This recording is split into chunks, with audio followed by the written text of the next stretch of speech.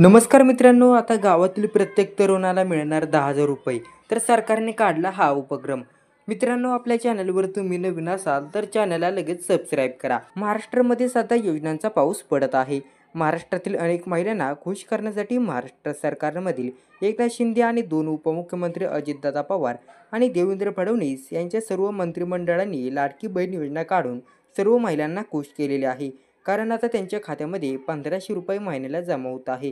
3,000 रुपये महिलांच्या खात्यात सुद्धा जमा झालेले आहेत. उर्वरित जे पैसे आहेत तेही इतर महिलांच्या खात्यामध्ये थेट जमा होणार असल्यामुळे राज्यामध्ये विद्यमान सरकारचा गावोगाव आहे.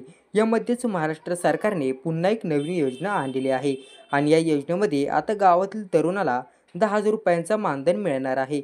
हे मानधन आता दरमहा कोणाला मिळणार आहे हे आपण जाणून घेऊया. सदर योजना कोणती आहे हे जाणून घेऊया.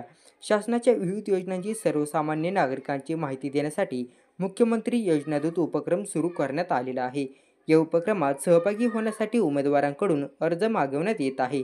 इच्छुक उमेदवारांनी www.महायोजनादूत.org या संकेतस्थळावर नोंदणी करण्याचं आवाहन करण्यात येत आहे. महाराष्ट्र शासनाच्या माहिती व जनसंपर्क महासंचालकामार्फत मुख्यमंत्री योजनादूत उपक्रम राबवण्यात येत आहे. प्रत्येक ग्रामपंचायत पातळीवर एक तर शहरी भागात प्रत्येक 5,000 लोकसंख्येमागे अशा पद्धतीने राज्यात एकूण 50,000 योजनादूतांची 6 महिन्यांसाठी निवड केली जाणार आहे. या योजनादूतांना दरमहा 10,000 रुपये मानधन दिले जाणार आहे. हे योजनादूत